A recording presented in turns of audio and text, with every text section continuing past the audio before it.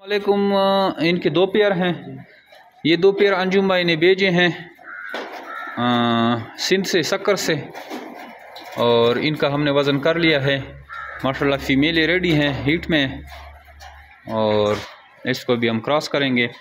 ये भी सिंध से आया माशाल्लाह से, वज़न इनका पूरा है 4 केजी राउंड बढ़ रहा है। हमारा तो एग्रीमेंट 3.5 केजी का है, लेकिन ये 4 केजी का माल इसने भेजा है। और माशाल्लाह से इसका भी हमने जो है वज़न करके इसको पेमेंट ऑनलाइन करेंगे। नहायत ही आसान कारोबार है। आप हमें रेबिट भिजवाते हैं और उसकी रिगार्डिंग आपकी जितनी भी पेमेंट बनती है तो वो पेमेंट जो है हम आपको ऑनलाइन कर देते हैं।